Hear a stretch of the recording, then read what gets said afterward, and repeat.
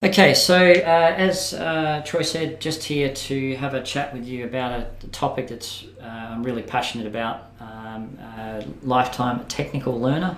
So as Troy said, this is me, VP of Engineering at NITO, so I get to look after some amazing people and deliver value to our customers. 30 years in the industry, aspiring musician. I publish some stuff on SoundCloud and YouTube, blogger, presenter, and most recently I've been dabbling with video content. If you'd like to get in contact with me or would like to know more about me, please come and see me at my site. A couple of disclaimers. Somebody once said there are no new original truths. So nothing I talk about today is new. It's just a distillation of 6, 7, 8 years of learning and then finding what works for me. There's heaps of information, book references in this presentation, but hopefully the takeaway is just get started. Start small, be focused and be consistent with your learning and your growing, and you will get to a better place. This is not a foolproof plan, this is just what works for me. I'll take you on a bit of a journey. So I'll talk about where I started, in a pretty low place. I felt powerless.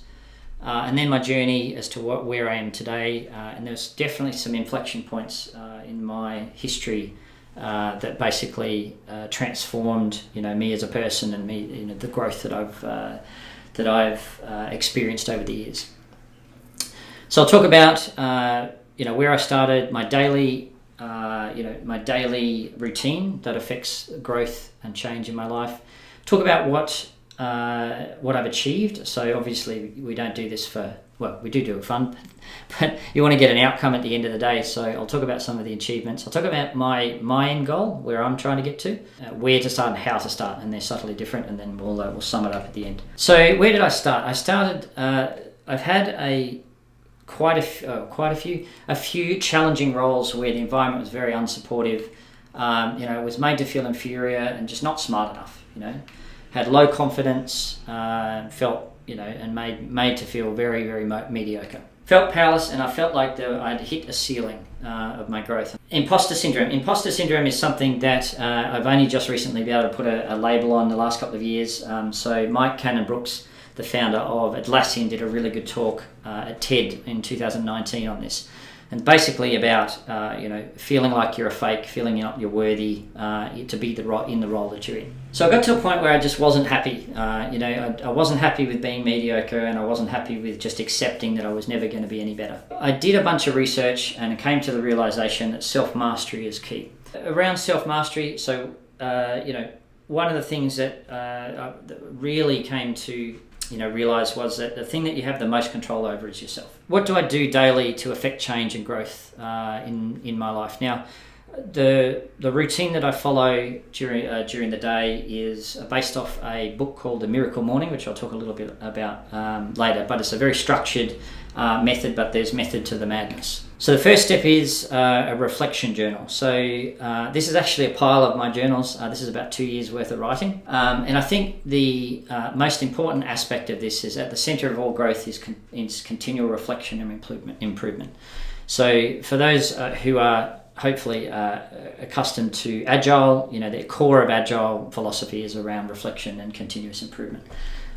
Which is the core of success of that method. What I do in here is I do things like I talk about observations, experiences, thoughts, and feelings. I talk about what I did, how I did it, why I did it, and how I felt. I do a lot of post-processing. So if I find that there are especially interactions with people, if I find that there are interactions with people the day before that I wasn't quite happy with, I articulate how I could have done that better, and I try and gain some learnings out of that. Gratitude is a big thing. So I think if you pick up any book on happiness or wholehearted living, that it will mention gratitude. So I think it's really important to take stock of what we have and be grateful for what we have, and keeps things into perspective. And given the negativity in the world, the abundance of that, it's one of those practices that helps combat that.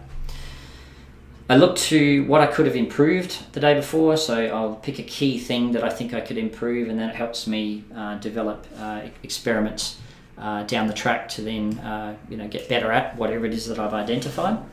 And I also talk about what I've learned. So I pick a key learning from the day before.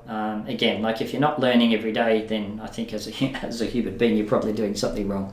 So I think it's a really important aspect of every day. Mindfulness. Now, mindfulness is a state achieved by focusing one's awareness on the present moment while calmly acknowledging and accepting one's feelings through thoughts and body sensations, used as a therapeutic technique. That's a definition. So the important aspect of, the two important aspects of mindfulness is about creating space. I use it for stress management. So as you can appreciate, technology, a very quickly moving technology company in an executive role, it is quite a stressful role. I use it for stress management. I use it to stop and pause, acknowledge the moment, but then make space so that I don't go rushing through the day. I use Headspace. I used Headspace early on in the piece. That has some really good guided mindfulness exercises. If you haven't done mindfulness or a bit of light meditation before, it's actually a really good tool. The other thing that mindfulness is good for, and the next concept can be achieved when running or walking or doing something mundane. So this came from a book by Barbara Oakley called A Mind of Numbers. And it talks about two modes of thinking. So focused mode is about when you pick something up and you're trying to learn a concept. So you're trying to learn a language or you're trying to learn to code. And you put a lot of effort into sort of absorbing that. So, the way the brain works is you cut neural pathways and you deepen those pathways the more that you focus on what you're trying to learn. And in focused mode, what happens is you are able to connect the dots if those neighbouring dots are close. So if you've got foundation knowledge in something and you're learning an extension of that foundation, then in focused mode, those dots will start to link up. So there's a second mode of thinking called diffuse mode. Now, diffuse mode happens when the brain is idle, and it's actually when the brain wanders. And that's why mindfulness is so powerful, because what starts to happen is you start joining dots that don't necessarily join. So you literally jump out of neural tracks that shouldn't be joined, but for some reason there is a connection. So it's almost like magic, but I use this quite a lot around ideating around creative solutions and creative strategies for both personal and professional. Visualization is a really powerful mechanism. There's a lot of research out there that talks about golfers in particular is one I use all the time as an example. If a pro golfer spends a couple of hours a day visualizing their stroke, they've actually proven that their stroke gets better. I use visualization as visualizing the end goal. So for me, it's about getting on the world stage. It's taking what I know both in the technology space, the people space, the growth space, and to have the maximum impact. Somewhere like TED is the place to do it. You can get your message out to a very broad audience. Now, you will all know this guy. I was very lucky to meet Glenn Gore a couple of years ago, thanks to Danny's introduction.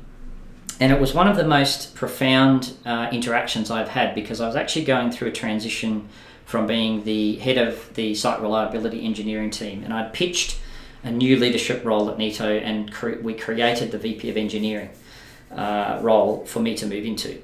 And there were two things that I took away from that meeting. One was, he asked me a question. He said, "Why did the CEO pick you to do this role?" And I couldn't answer him. He said, "You need to go back there and ask him why that was." So I actually did that the day that I got back, and it was a really powerful conversation with the CEO, and I got a lot out of that. And the second one was the rule of thirds. So he said, third of his time is spent on tooling, third of his time is spent on the team, and third of the time on the outside.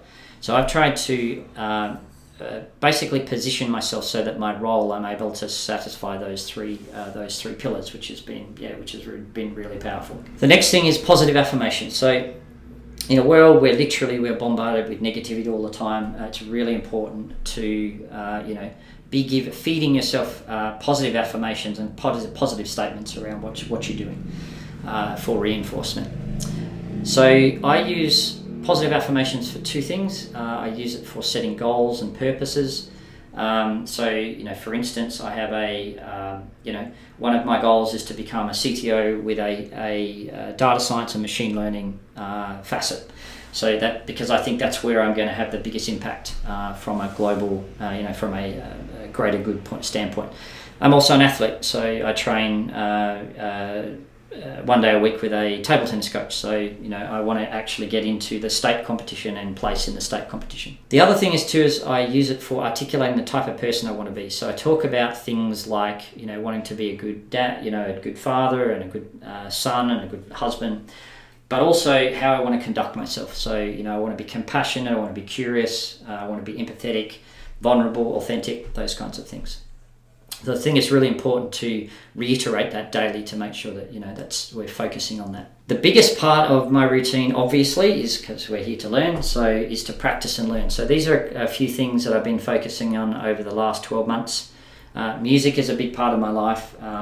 Writing is a really important part, because I think that's where I'm going to be able to take, you know, the messages and the learning experiences that I have and get them out, you know, into the wild. And also music and video production. Recording, mixing, mastering music, and then just recently I've started getting into editing video, which has been pretty cool. So this is just a breakdown of my of the activities I do in a day. Obviously the practice is a big part of it, but you know, you can see over 1/4 of it is actually not that. So those other parts are really important as well. So what is my schedule? So I do this 1 to 3 hours, and 3 hours because sometimes on the weekends I'm able to do more. 7 days a week, 365 days a year. And I get up at 4:15 a.m. every day, 7 days a week. So I can see your brain going, like, you're insane. That's impossible. I can't find that much time in my day. But hang in there, because as I said, this is a journey. So this is something that I've worked up to over the last, 6, 7, 8 years. We will break it down in a minute so that you can start small. Why on earth would I put myself through this? So Stephen Covey, who writes 7 Habits of Highly Effective People, talks about this thing called the paradigm shift, the power of paradigm shift, or the aha moment.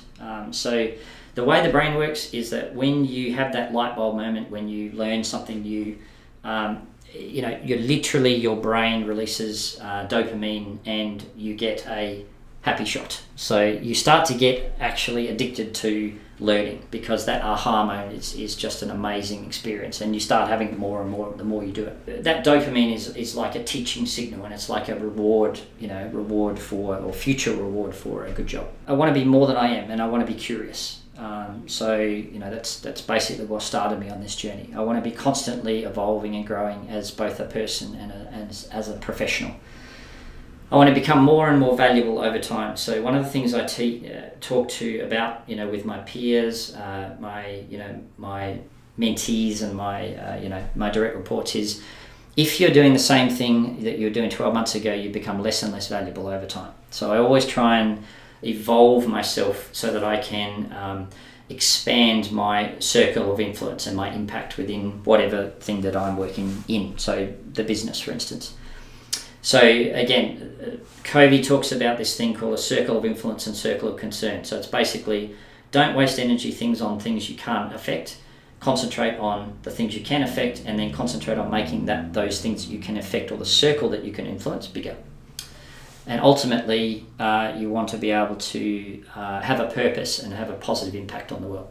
That's the why. So what have I achieved by following this routine? So as I said, music's a massive thing. This is my beautiful guitar that I play every day, a Gibson Les Paul, if I can get it out. I've made more progress in 12 months than I have in the last 20 years. So I've been dabbling with the guitar since high school, and it's chalk and cheese from 12 months ago. I've improved my writing, so my writing has out of sight improved. So obviously I do a lot of writing in my role, but I see writing as being a big part of my future. I create and produce music and publish it on SoundCloud and YouTube. So I take, I might hear something during the week, and I'll take a chord progression, and then I'll arrange it with drums and keyboard, bass, whatever. And then I'll share it out in the public arena. Just recently, video editing. So we're starting to build up a bit of a branding sort of engine at Nito. So we're starting to do more social media content, and I'm hoping video will be a big part of that. This next one's interesting. So I was one of those people who grew up as I don't have a creative bone in my body, and I can't understand how people can draw. It's just impossible. Through this journey, that's something that I've realized, is that nothing is impossible. Everything has its foundations foundation methods and devices. And once you have that, the creativity comes after that. So this is actually an exercise that I do every couple of days. So the first two are actually images that I get off the internet, and the third one is actually something that I've thought of in my head, and then you try and use what you've seen and apply it to something that doesn't exist. So it's a good visualization mechanism for drawing. And the last one, data science and machine learning. So essentially I had a bit of an epiphany over the last 2 years. I had put machine learning and data science in the too hard basket, and basically you had to be either a rocket scientist or a science boffin to be able to tackle that technology. Last year I undertook 100 years, that's a long time, 100 days of code with a focus on data science and machine learning, with a particular interest in building a model for customer churn for NISO. I started that 100 days not really believing that I could actually get it finished, and within 90 days I had a model up and running in production, and we're actually testing it in our customer success department to try and help prioritize their proactive calls better. It's not actually active in production yet. It was really just an alpha test, but it is something that I'll come back to. You might be saying, where do you start? Very broad, you can't learn everything, so where do you start? So I'll talk a bit about the importance of reading. I'll talk about some books that have really had a profound impact on my growth, some tools and services that have helped me do it. And then I'll talk about this concept of micro reading, which is quite interesting. Reading and listening is pretty much the basis of all growth, I think. Exposing yourself to different texts and different mediums and different domains is how you grow as a person, and you really start to create this this learning mosaic where everything starts to relate to each other, and it's actually quite cool. The very first book that had the most, that had the impact that I remember is Coaching with Agile Teams. So this book is very much about dealing with development agile teams, how to be a great facilitator, how to deal with conflict. And I was lucky enough to be coached by the author, Lisa Adkins, for 6 months when I was in my last job. Amazing lady, pretty much the expert on basically teams and agile. I've talked about it a few times, 7 Habits of Highly Effective People. This is literally a Bible of life, like how to live a whole life, and not only yourself, but how to take your internal learning and make it external, and literally, again, be impactful in the greater good. That book is relatively old, so he's come out with another book which is essentially how to take the 7 habits and apply it to the modern world, or the worker, the knowledge worker. So he actually brings more modern examples of how to apply that to life. David Rock, again, another expert in servant leadership. So this is the go-to book for me around really good methods and methodologies around leadership. So active listening is one of the big things that he talks about. There's another one that I go back to quite often called the Dance of Insight. So the Dance of Insight is about creating very structured, safe conversations that you can have with people. So if I'm about to have a difficult conversation with somebody, I use this methodology to plan out how I'm going to have that conversation to make sure that it's both safe for both parties and has a positive, proactive outcome. Miracle Morning is where my sort of morning structure came from. Again, this book profoundly changed the way I look at my day, and it literally changed the way I structure my day. And there's a lot of good evidence in here that supports why you should do it. Dan Pink talks about how to motivate people. So he talks about autonomy, mastery, and purpose.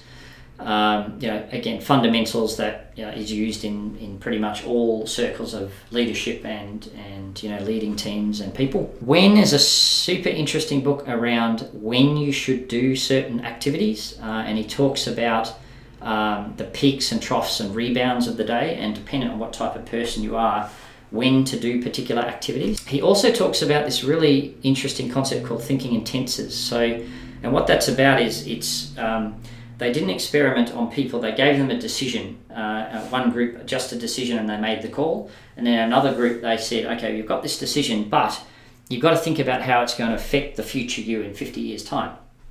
And what they found was having this future view of yourself and saying, you know, oh, it's going to impact negatively or positively on my future self will, you know, actually influences the way they make a decision. You might say, oh, I can't be bothered taking the bin out tonight. So present Justin, you know, basically says, no, I don't want to do it. And then future Justin has to get up at 5 in the morning and rush out in his underwear to get the bin out, right? So that's the kind of idea. Next one is, so this is a classic. So Meditations is like a bit like a diary of a Roman emperor. And what's cool about this guy is that he talks about, or he's a believer in the Stoicism philosophy, and that's, you know, about being humble, staying grounded, you know, and avoiding vices like vanity and pleasure and things like that. But it's amazing how relevant a lot of what this guy talks about in today's age. So really, really interesting book. Not very big, so worth a look. 5 Dysfunctions of Team. So again, really good book on team dynamics. Talks about the absence of trust, fear of conflict, lack of commitment, avoidance of accountability, and also inattention to results. So, you know, individuals in a group rather than a member of a team type idea. Gene Kim wrote a really good book, actually I think it's about 10 years old now, on lean principles. So that was, and it was told from the perspective of the management, so the CIO. Really good book, really easy read. And then just recently he's come out with the Unicorn Project, which what's cool about this is that it's written in exactly the same time frame across exactly the same project, but in a different building. So one's management and this new one is around the development team, and it's all about the concepts of continuous integration and continuous deployment. Deep work and flow, this is all about making time for very cognitive, complex activities, blocking out big blocks of time so that you can do that, because we all know that context switching is the devil, and that actually stops us from actually getting to that deep work. And finding flow is about, you know, if you've ever been in that situation where time slows down, you just seem to be going at double the pace, you know, you're in the zone.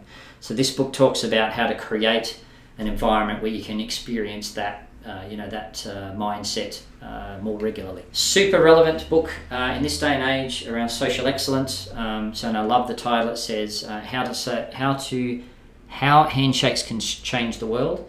And this talks about some 4 pillars around curiosity, generosity, authenticity, and vulnerability. And it's all about, and it's a very challenging book, because at the end of every chapter it gives you more and more daring activities to do, like, you know, introduce yourself to a stranger, and, you know, pull a group of strange people together and have a conversation with them. If you have not heard of Brené Brown, she is the foremost expert on shame and vulnerability. She has written some amazing books, and as a presenter, she's incredible to listen to. So all of these books I have listened to on audio. So it's actually her speaking, and she doesn't read the book. It's like a presentation.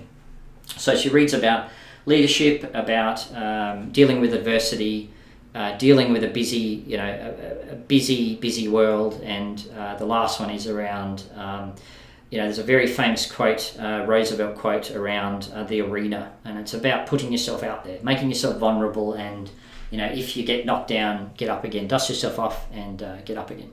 Tools and services that help me with this, I heavily use Kindle and Audible. Audible is fundamental to what I do, because I literally am able to do it at any time. And one of the cool features that I leverage between these two services is that I can be in a particular place in Audible, and then I can ask it to go to the book in Kindle, and then I can highlight things in the book. So if a book is good enough, and I don't know if you can see it, but I buy the physical copy, then I can actually draw on it. So which I find really good. Goodreads hooks nicely into Kindle and Audible. So this tracks the books that you read. It also enables you to follow other people to see what they're reading. So you can follow people like Bill Gates and, you know, all those kind of people. But what it also allows me to do is tick books that I do want to read. So then it gives me a backlog of books that I want to read, and I can prioritize them. But the thing I use it for the most for is setting goals. So each year I set a number of books that I want to read per year. So last year I set 30, I got 32, and this year I've set my goal at 40. So, because again, reading is just fundamental to all things growth and learning. Blinkist is a service that I used at the beginning of my journey, and the reason was because obviously there are a bazillion books out there, and it's like, well, which one do I pick up? Blinkist is a service that does 15-minute compressed versions of the book, so it pulls out the key details of the book and the key messages. But it also gives it to you in text as well as audio. So you can listen to the audio digest and then go, okay, well, actually, I like that book, and then you can add it to your Goodreads list. And podcasts, obviously, are a really good source. So micro-reading is a concept. I couldn't find the blog post. It was a blog post I read a couple of years ago. But essentially what this was about is turning your idle time into time where you can read. So, we know, when we're standing in a queue at a shopping centre, or we're standing at, waiting to get to the ATM, we all pull our phone out, we all read our social media, we all read our email. So what this does is it changes that behaviour so that you are reading a book. So you basically open up Kindle and you read 5, 6, 7, 10 lines. And if you look at the compounding effect of that at the average reading speed, that equates to about 7 to 10 more books per year that you can read.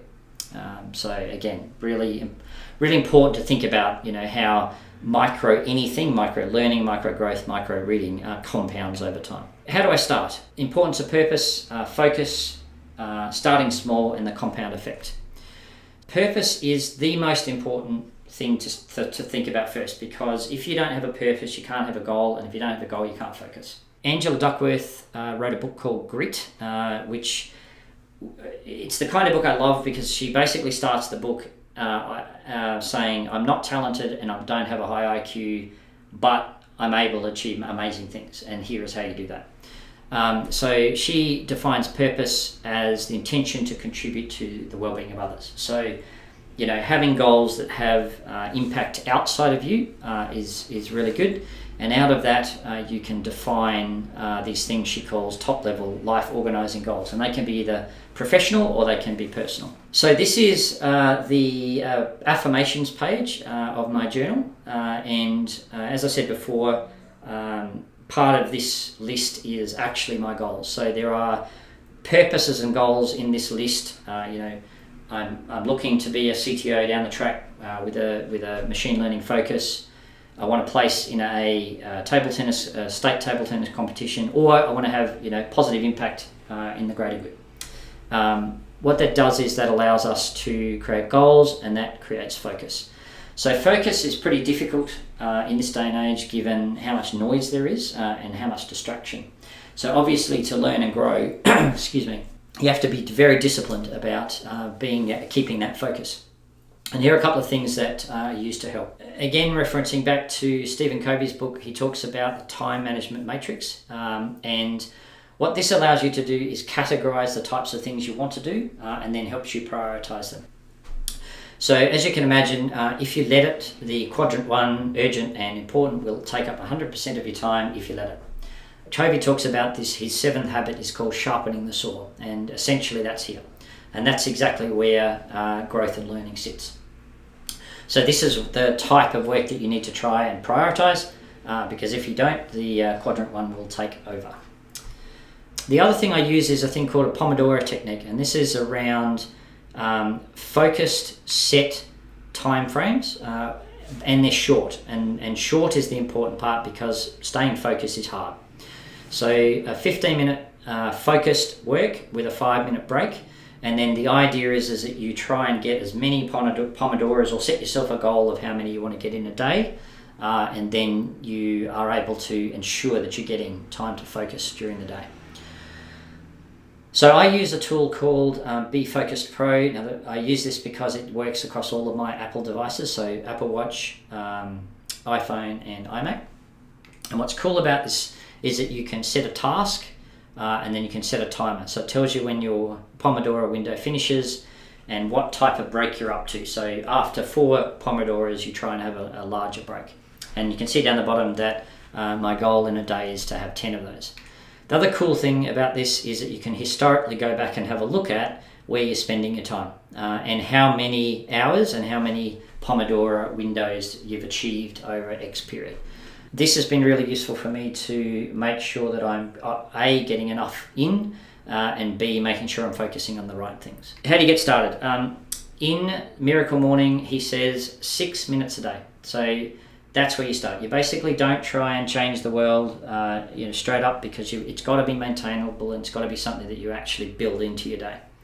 So the way he breaks it down is, he says the first minute of your day should be around mindfulness. Get up and give your brain time to be silent, to be quiet, and not have you rushing into the day. Second minute is writing down positive affirmations. So pick up your reflection journal and write down 60 seconds worth of positive affirmations and reinforcements. Third one is visualization. Again, whether it be professional or whether it be personal, have something that you're trying to aspire to. Fourth minute is around gratefulness.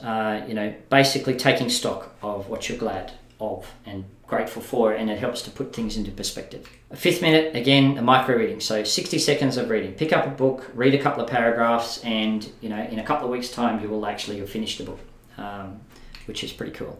And the last one is movement. So stretching, do some push-ups, do a couple of star jumps just to get the blood going for the day. And then, how amazing do you think you're going to feel after having sort of started that way, rather than the usual way that we usually start in that chaotic rush as we do in life. In summary, as I said, there's no tools and anything at the end here. Anyone can learn anything. Talent and IQ have nothing to do with that. You don't have to make massive changes. Start small. 6 minutes a day is enough, and just have faith in the compounding effect and find what works for you. So I'll leave you with a quote. Live as if you were to die tomorrow. Learn as if you were to live forever. And lastly, start today. Thank you.